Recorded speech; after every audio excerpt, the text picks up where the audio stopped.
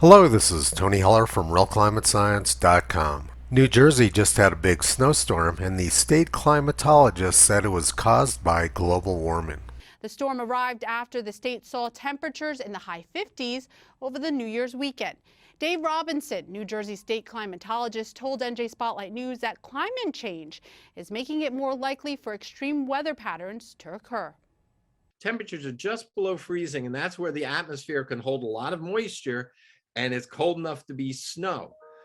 Maybe that storm 50 years ago would have been 5 degrees colder, but perhaps not as much snow because there wasn't quite as much moisture in the atmosphere. It's a physical principle. You warm the air, it has the potential of holding more moisture. He made the very scientific claim that maybe 50 years ago that storm would have been 5 degrees colder. And then based on that unsupported speculation, he said we're getting more snow now because of the fact that it is warmer. This is the exact opposite of what experts have been predicting. In 2001, the United Nations Intergovernmental Panel on Climate Change said this: milder winter temperatures will decrease heavy snowstorms. In their official climate report, the state of New Jersey predicted more rain and less snow. Let's test out the New Jersey state climatologist's theory. If warmer temperatures bring more snow, then the bottom of a ski hill where it's warmer should have more snow than the top of the ski hill where it's colder. But as every skier and mountaineer knows, the exact opposite is true. The bottom of a ski hill always has less snow than the top. The bottom of Squaw Valley, California has received 142 inches of snow so far this year, and the top has received almost twice that much. The reason this happens is because the air at the top of the mountain is colder than it is at the bottom. Because the air is colder at the top, it can't hold as much moisture. And because the air is colder and can't hold as much moisture, it precipitates out the moisture as snow or rain. The New Jersey state climatologist, along with many other climate academics, doesn't seem to understand the basics of atmospheric science. Let's briefly look at the history of New Jersey snowstorms. Their worst storm occurred in 1888. Snowdrifts were as deep as 50 feet in the 1888 storm. They had another big storm in 1897, another one in 1899, another one in 1941 with snowdrifts as high as 12 feet.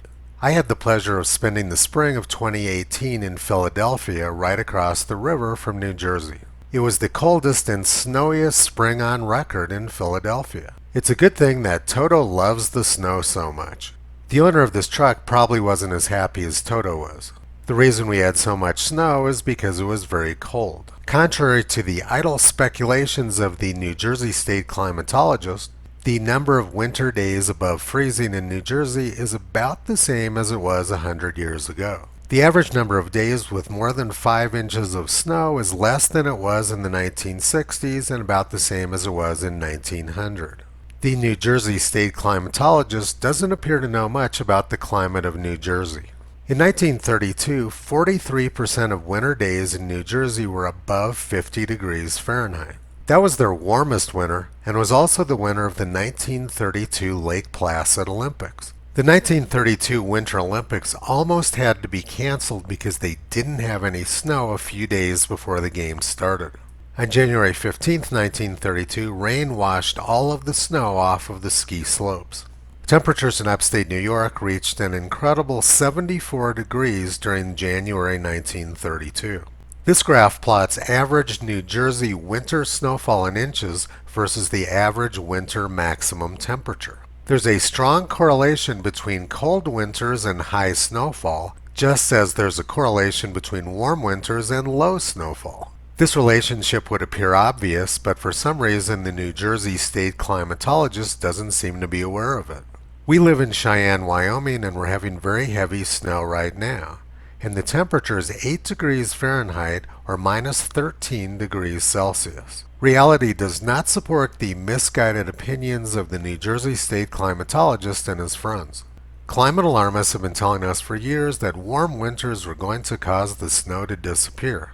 In 2006, the New York Times announced the endless summer. And 10 years ago, the Washington Post predicted that the blooming process of cherry trees would begin in January. The New Jersey state climatologist is obviously a political hack, but some state climatologists are excellent scientists. David Legates was the Delaware state climatologist, and late in his presidency, President Trump put David Legates in charge of some important programs at NOAA. He was viciously attacked by the press, who didn't want to have an actual scientist in there who would tell the truth. Inside Climate News wrote an article attacking him, and they said the United States was having its hottest summer on record, and Arctic sea ice extent was second lowest.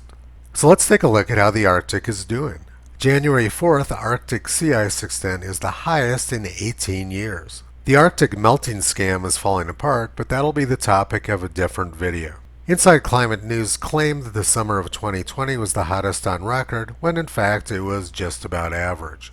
The frequency of hot summer days has declined sharply in the United States over the past 90 years, and the past couple of summers were actually below average. The press's definition of a good climatologist is someone who toes their line, not someone who actually does science. This week in 1886 was the greatest natural disaster in the history of Kansas, where Toto comes from.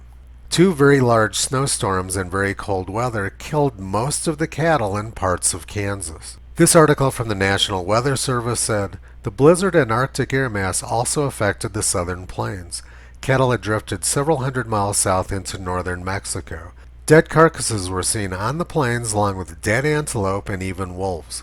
Blizzards are frequently associated with very cold Arctic air. That year, 1886, was also notable as being the most active hurricane season on record in the United States. 7 hurricanes hit the U.S. that year, including 3 during the month of June. To put that in perspective, the United States has not been hit by a hurricane during June for almost 30 years.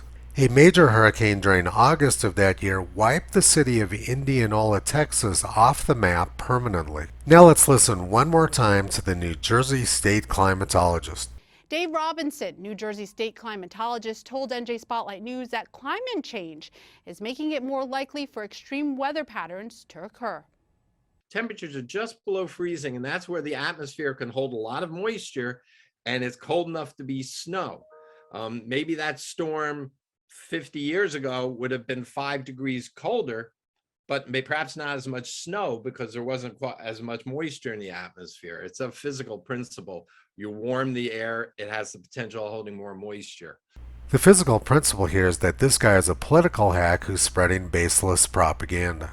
Precipitation forms when the atmosphere cools and the air can no longer hold its water vapor.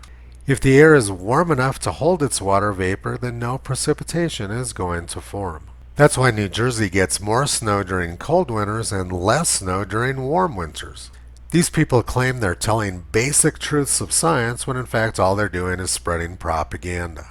Toto has been pulling back the curtain on this scam for the past 14 years. You can visit him, Kyrie, and Caesar on the web at realclimatescience.com.